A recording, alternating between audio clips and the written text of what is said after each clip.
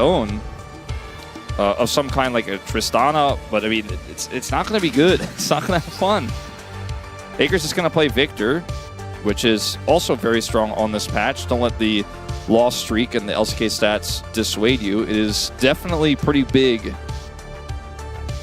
in terms of what it does and its functionality, especially in a draft like this. Victor, on that note, 1-8 so far.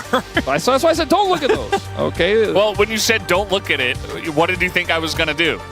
Immediately look at it. This is the thing that people keep saying to me when I say don't look at stuff. They're like, well, I'm going to look at it. Like, but that's exactly what it commanded you not to do. Don't look at the elephant in the room. LCK. He's definitely not. He can't hurt you. LCK play-by-play is just not good at following directions. We're just going to go MF. That's true. MF Karma. Very true.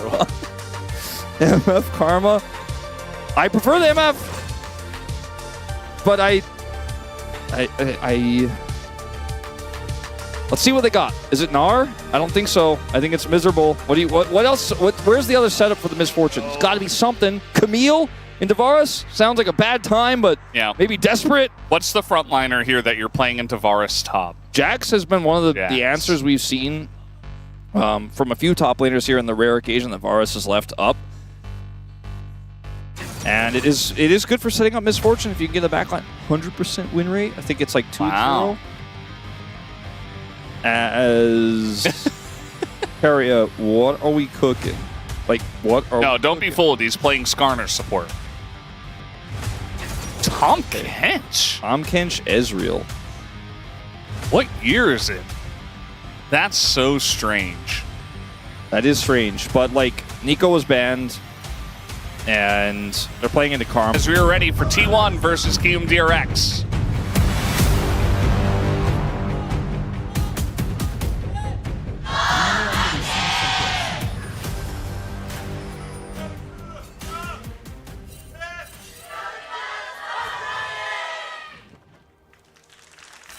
Here we go, game number 2.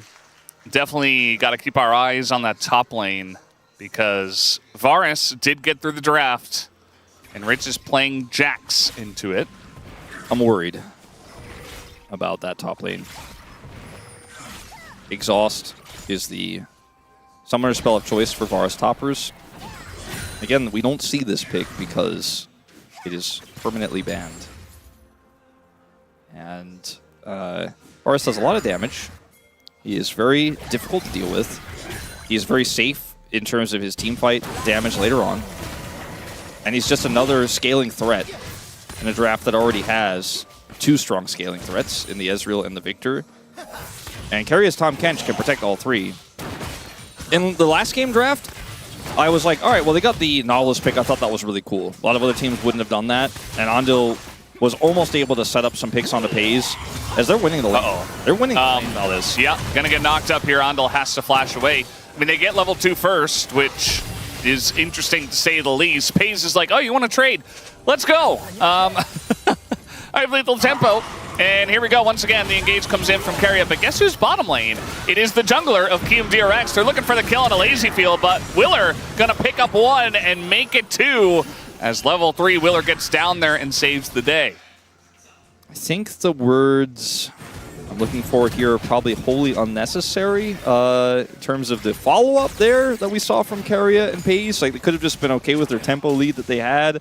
They were winning the lane. They were kind of crushing it. Got a kill and then went a bit too ballistic. Well, I mean, the kill part, I think, was the right choice because they were kind of caught in that situation. But looking for the kill, they got it as, jump scare on that Jax. I guess we'll find out what happens later.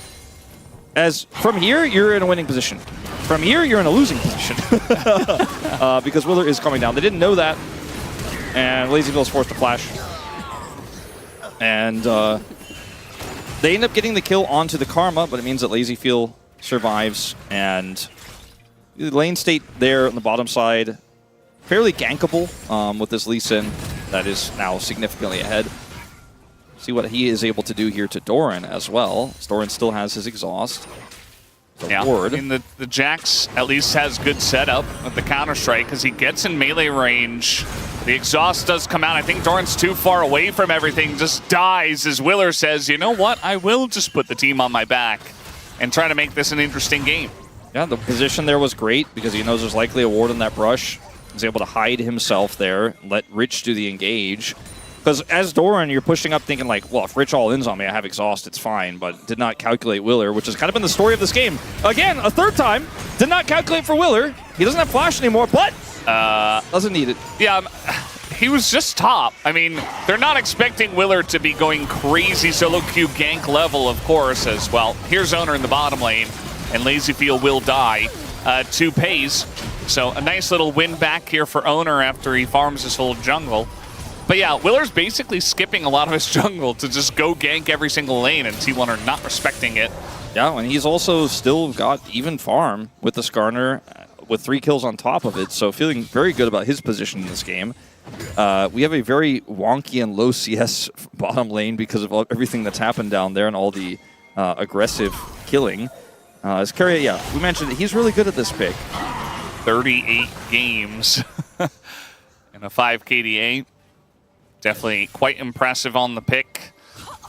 I just think some of his most impressive games, like, I know that win rate is really high for that many games, but I think he's probably had some higher win rate champs in his career, but like the eye test was always god tier, even in losses on this pick for me. I was always most impressed by it next to his Threshes. Andil is baiting here, and Willer still doesn't have flash, but if he can land a kick... I mean, they know that Willer's down here. They saw him actually go off of the Gromp to just run straight bot, and that is immediately going to ring alarm bells in your head. It's like, oh, he's now farming the jungle. He's coming bot once again. They're trying to set up for a dive, and you can see that the T1 bottom lane plus Oner, who was coming over, are able to get in position to deny it. So UCal going to hit level 6 first by a small margin, as there comes the Storm as well. Faker just going to use that to farm the wave and Faker has get it back. advantage, so this doesn't mean all too much. And just come straight back to the lane, as you were saying. And I don't think Andil sold that very well either on the bottom side, going for the very aggressive route, but what he was trying to look for. Even though there are 3 kills on this Lee Sin, you know, the CS advantage is still there for the Varus. Rich is forced to back here. We'll lose some of that wave as UCal. Yeah, kind of baiting Oner in here as Willer was waiting for it. The flash comes out. Faker was very low, trying to bait UCal into diving, which led to Oner coming in, but Willer knew that, so he was also there, and he's the one who eventually wins in the end. A very high action game here. Obviously, a lot of advantages picked up for Lisa. His flash! Yeah, I mean, he has flash, so if you're in flash range, you're going to die. Faker did not respect that. No flash on the Annie now, I suppose, is what he'll post. Is now a 2v2 in the jungle. Willer is quite strong. Doran trying to get the kill on Andil, but he's just going to flash away and get out of that one as we hop the Pays, who's just running. And Willer gets in, picks up another kill, make it number 4. Keria is here as well. We got a TP in from Faker, and Faker is going to have to flash over the wall. Smasher W comes in, but no follow-up there from Team DRX. Valdez, it's been a while since we've had this level of T1 happy gaming. I feel like they got a taste in game 1, but they didn't. It wasn't enough. You know? This passage of play here. It's like having one potato chip. It's so bizarre to me because remember, Willer is massively ahead, but also like you're a Varus, you can't do that much damage yet. Speaking of, he is still a Varus, and under the turret, Willer is going to make their lives just a living hell, as he does pick up his 5th kill. I mean, like, now they can just kind of... I mean, they are just camping him, frankly, and he can't actually be the threat he's supposed to be, even in the lane anymore. He doesn't have a CS advantage, doesn't have a gold lead. Faker's also having a bit of a tough time in lane. UCal's had some really good plays here.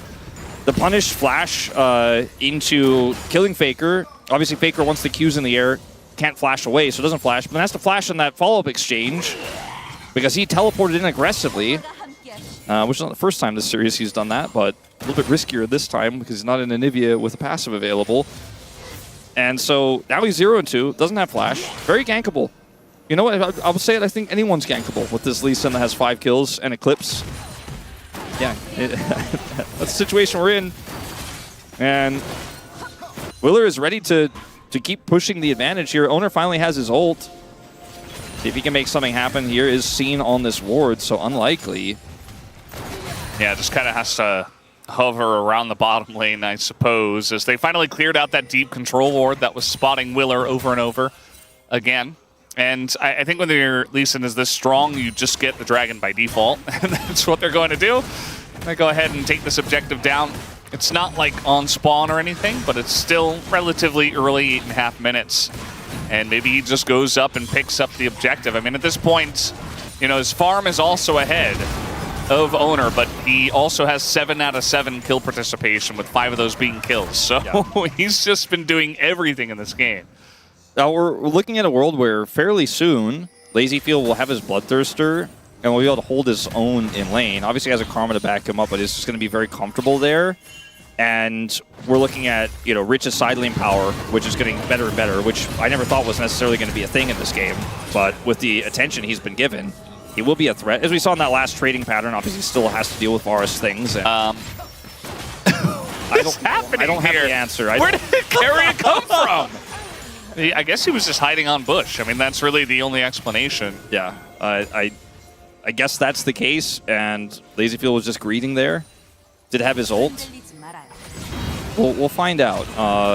But I think you're probably right. Keria probably just hiding either in the Tribrush or in the river, and it was not respected. Maybe LazyField saw him backing and thought he completed it, but he didn't. As Doran has friend this time, just one. Keria is coming up, though.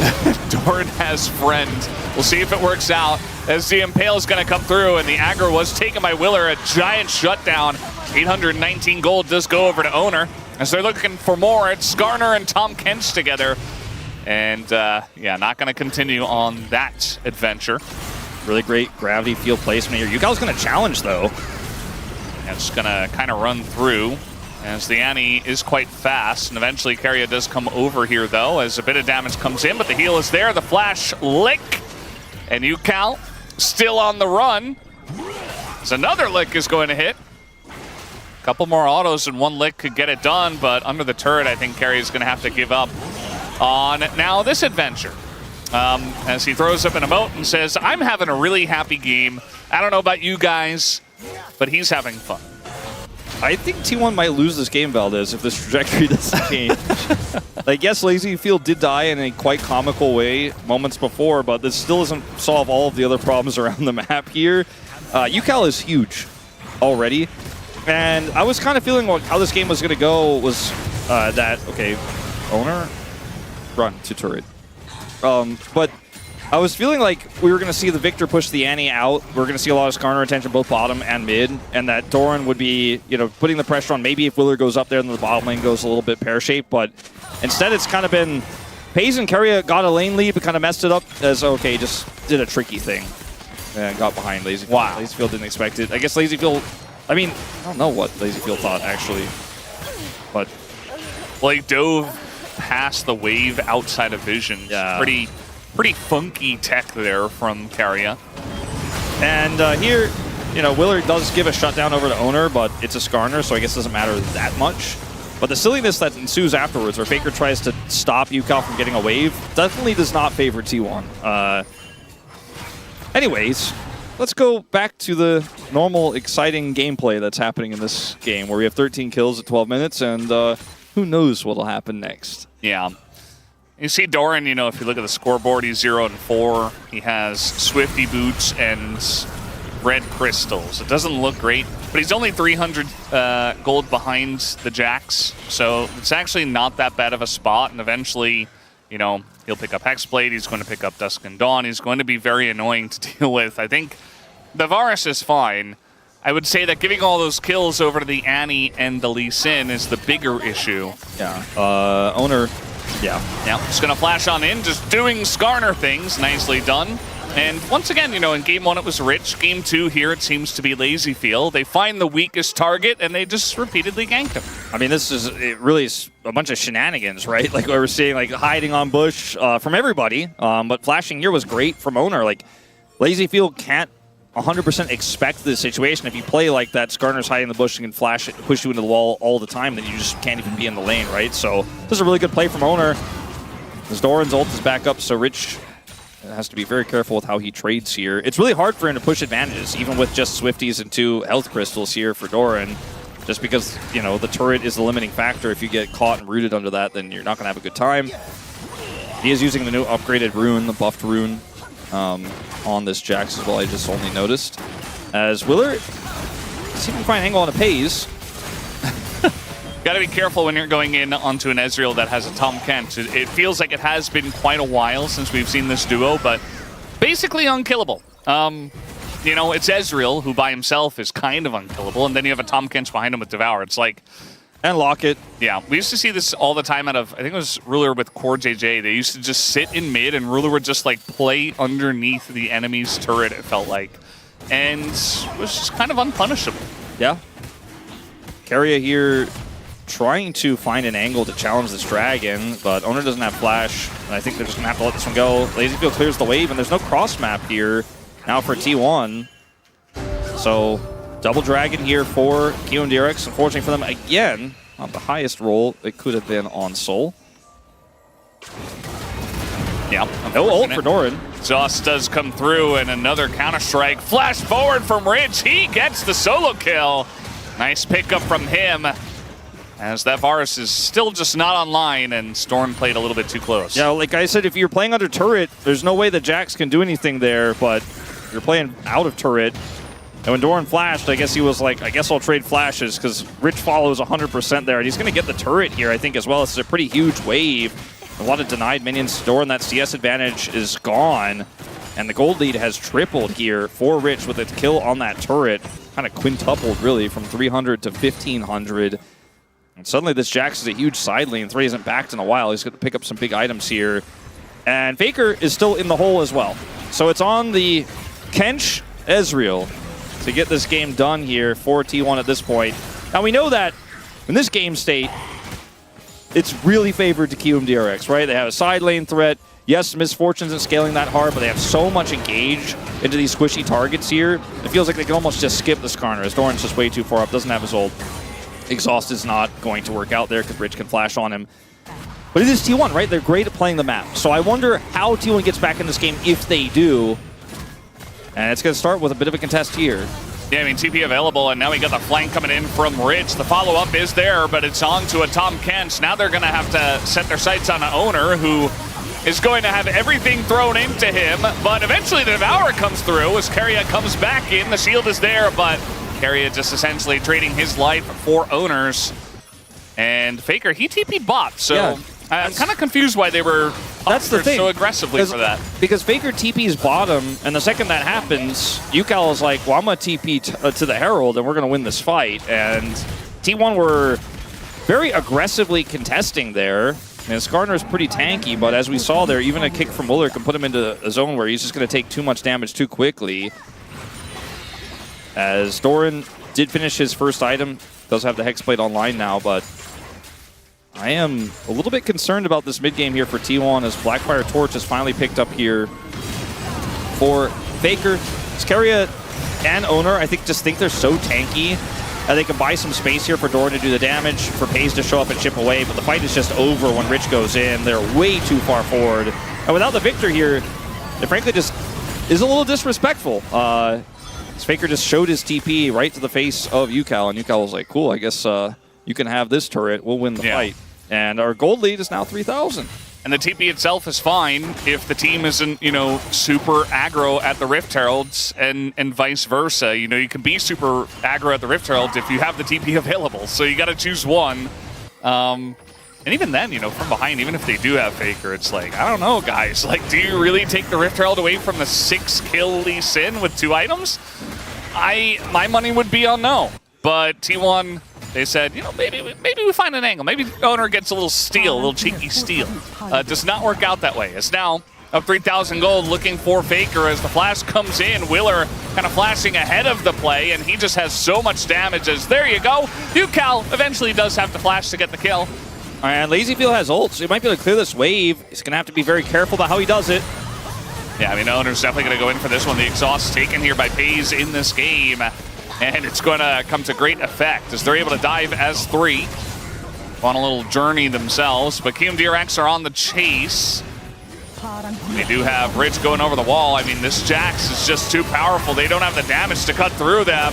As the CC's there on Oner, Pays trying to do his best to take out Ondel. Gets over to Keria, as now we have the Varus coming in, as they are really trying their best to skirmish from behind and still win. As Willer's going to go in, look for a bit more on a Doran. As another Sonic Wave gonna land, and eventually with the stun coming in, the Lee Sin can comfortably go down. Valdez? Yes. I think it's going to 3. Yeah. This one is done. Like, Lazy Field cleared almost the entire wave with his ultimate. There was only 1 minion left, so they went ham on trying to get him. 2 flashes were used to kill Faker, right? So if you could make something happen on the cross, look at what's happening on the main map right now. Both the Skarner and the Tahm Kench are like, sorry, Faker, we're making a play on Lazy Field because there's no way we can bail you out here. They get Yukal's flash as well, and they make the play in the mid where this ult is available. Skarner goes through, Tahm Kench looks for the knockup here. Lazy Field buys some space with the barrier, but then they, because they're between 2 turrets here with no wave, they go up. And I think they could have just taken a left at the Raptor camp, but Willer was cutting that approach off. Andil shows up too, and there's just no way out. Like, they committed so much to killing Lazy Field. And then in the moments like this is why you pick this comp, right? Because you're Pays and Keria, and you're like, we're going to show off our mechanics, but you're super far behind, and you're not having the good time you thought you were going to have. A Soul Point will go over in the interim. Yeah. Especially, again, you're playing into really fed Lee Sin, who's very strong on this patch, and a Jax, who's really good into 280 carries when that is your main source of damage in that weird skirmish that you opted into. Because now they're looking for Faker once again. The Sonic Wave into the kick, and the follow-up is easy. And a lot of T1 was kind of in the area, just did not matter, as that is the power of Willer on the Lee Sin. It's funny how when I looked at these 2 drafts that KIWOOM DRX put together, I was like, oh, like game 1 draft, I mean, there's really something there. Game 2 draft can be a little tricky, you know? It's going to be a little bit tough. I don't know if that Annie's going to get out of the lane. I don't know if Willer's going to be able to make the impact he wants. No, man, Rich on Jax, I don't trust that. And then suddenly, like, little Happy Gaming and KIWOOM DRX are just so far ahead. I don't think this draft could be messed up. Like, it's really strong when you have all these tools with advantages. The Jax can get on the back line, the Annie gets onto the back line, Lazy Field falls up from a distance away. And the fact that Lazy Field is 1,200 gold behind means very little when there's so many other threats. And he still layers damage on top of all your good CC. Yeah. You know, I do agree. I also feel like the Tahm Kench pick at the end of the draft for T1 was pretty decent, especially because all of the engage is kind of just Annie Lee Sin, which can be strong in tandem, but it's not like a Nautilus. It's not an Ornn. It's not hard engage per se unless the Annie's got flash. I'm going to hold that thought as KIWOOM DRX trying to go for a T1 Baron. Baker coming up. And, I mean, they are very far ahead as Rich does have the flank here, but the Impale goes in onto Yukal, and he's just going to die for free as the trade is there for Oner at least. Doran does have to flash away as Lazy Field is getting some value out of that one. Keria trying to go 1v1 versus Rich is not going to win that trade. And you see that T1 do have to back off, but they do stop the Baron at least. Yeah, they do kill Yukal and stop the Baron, but they lose 2 in exchange. I think that at this point, 21.5 minutes into the game, it's pretty tough for Lazy Field crew to just start this one up again. They don't have the turn tools anymore with no Annie. But this fight initially looks like it's kind of going to be potentially good here for T1. It's Rich who really saves the day. And Doran here is layering a little bit of damage on the side, but ends up getting a bear drop. So he just gets pushed out of the fight, and now Lazy Field's in the position to actually cut them off as Rich is pushing Keria out. And the fight is just so incredibly split here for T1, and Faker doesn't have that much damage at this stage, and that's the MF 1,200 gold behind, actually still doing more value in that fight than what Pays could do because the fight was broken, because KIWOOM DRX have this massive Jax in this game that's sitting on 2 items, and we don't see the Baron yet, but KIWOOM DRX's gold lead remains the same. Given a really long time in this game or a big error in a team fight, there is a world where they could come back, I suppose, T1 in this game, but yeah. Oner is 2 levels down, as the observers are showcasing here. Willer is almost the most experienced player on the Rift. He has the highest damage. And he's just like, you know what, guys? We can just do the Baron again. We have our buttons back. Yukal's about to get his flash back. I've got kick flash. It's going to be really difficult. I mean, Skarner can find ways to get into the pit. Not as easy from the blue side, actually, when you consider Skarner's kit. But, you know, it's going to be difficult to stop him with just a kick, but a little bit easier because Oner's on the blue side. Just trying to go in the front door as Rich goes in, straight into the back line, flashes away, but the kill's already there as everybody gets stunned by Yukal in the bush, and the follow-up from Rich is beautiful as well, as at least the Devour comes in. Some low health bars here on the side of KIWOOM DRX as T1 barely hanging on, but still a very good fight here for KIWOOM DRX. Absolutely massive stun there from UCal. Rich gets into the back line, and Flash is left there, which puts him into safety, but also prevents any real retreat from the rest of the T1 members. There's no way for them to kite it out. As KIWOOM DRX, like any good LCK team do, aren't really trying to get the Baron. They're trying to use Baron as a tool to force a team fight here, and they do exactly that. 4-man here from UCal as Rich is ready to close the door. Gets on top of Pays. Pays has to be devoured, and KIWOOM DRX are like, that's enough. We don't need to force this. We don't need to chase further. We can just go straight back to Baron, which they do have now in live. Already 1,000 gold on the Red Bull power play here. And this lead has moved up to 8K. All right. Thanks, Wolf. At this point, you know, maybe that's what we need in this game number 2. It's just a little bit of role-playing a stomp. Keria went in, he saw what he saw, and he said, bleh. Bleh. Gross. And I think that's what a lot of T1 fans are probably feeling about this draft right now. KIWOOM DRX are going to bring us to 3. Taking this Ocean Soul now. Wasn't the greatest soul, we mentioned it earlier, but a soul is a soul, and it is very strong for side lane Jax. Just in general, when you're ahead, any soul feels good, just more power. And it spawns the Elder, in case you haven't won the game by then. He's trying to farm his little heart out right now. Does have Spear Shojin, trying to get to a point where he could carry this game. Faker is just so far behind and went for the tankier build here, so just isn't able to do the damage back. Doran has Rage Blade, but like, all of these members are just so squishy. If they kill the Skarner first, which has consistently been happening in these fights, or he just hasn't been there and they've circumvented the Skarner and gotten backline access with his Jax that has so much mobility. Doesn't have Flash right now, but very, very powerful. Just went for the standard AD build as well. No Dusk and Dawn this time for the Jax. I think not required. Gonna throw some stuff at KIWOOM DRX, but Ondil pretty fast on this Karma. Almost death cap for UCal, by the way. Yeah.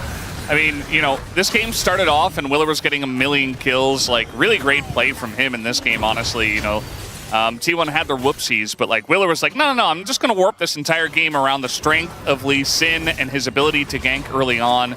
And the fact that T1 were not respecting it, and he got so far ahead. And if he were the only one fed, it would be okay. But he got the Jax fed, he got the Yanni fed.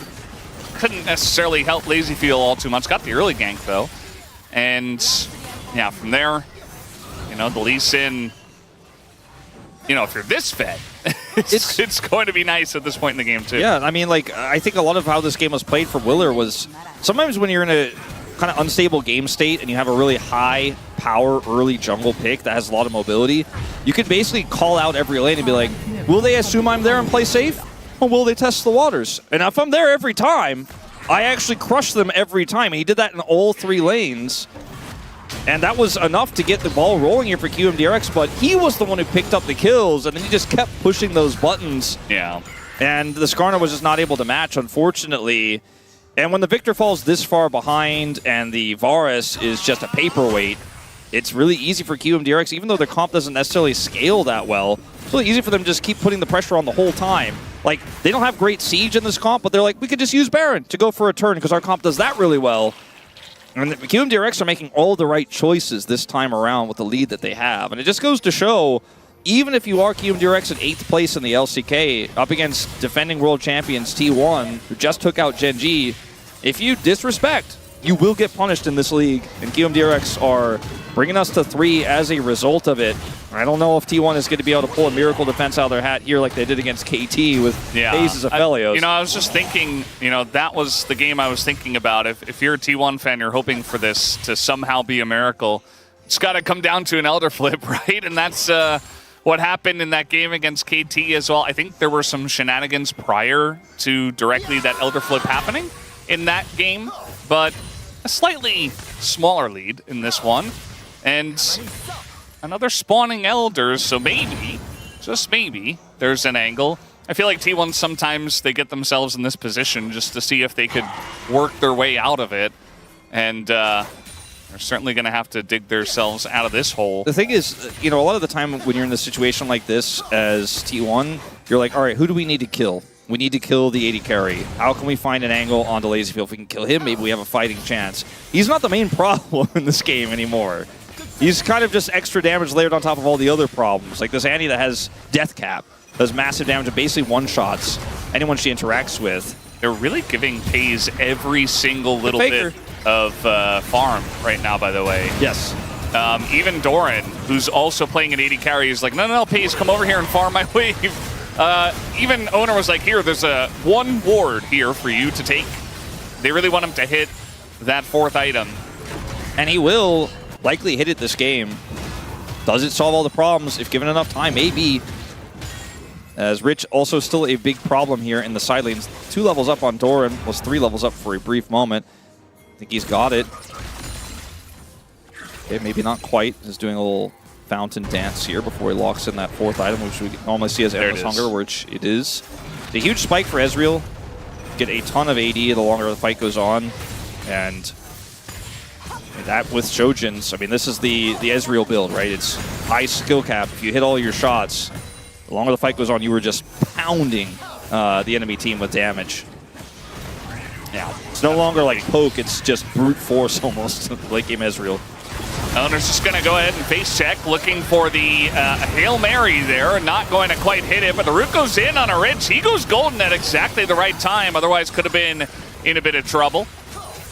And, you know, this is the other part of it is that, you know, some of our better teams, you consider like Gen G or T1, HLE, they get a lead, they know how to end it. KIWOOM DRX still somehow, I mean, I guess they're just waiting for the Elder to spawn and, you know, they don't have the greatest siege as you mentioned, but it is a bit like pulling teeth as FaZe is the main character. They're trying to take him out as just going to go over the wall is Keria following there with the wave, and I think eventually, you know, that hope, that 1% chance that T1 gets back in this one is immediately stamped out. KIWOOM DRX are going to get a kill on both the bottom laners. Rich still hanging around. I don't think you need to kill Elder to win this one if you just push right now. They've got 2 waves to push in. Oner, no flash. We'll get away because he is Skarner. And we'll see what they decide to do here. I mean, I think they have enough to just end it before Faker and FaZe respawn. There's 30 seconds to go. There's an Annie here with Tibbers out. I think you just take this out. GG. Yeah, they don't quite have the wave clear even with the Varus as the stun goes in onto Rich, but eventually they just kill the Skarner. They're like, yeah, cool stun there, Oner. As it's not going to be enough, KIWOOM DRX will clean up here as they get 27 kills in a 31-minute game to take out T1 and bring us to a 3rd.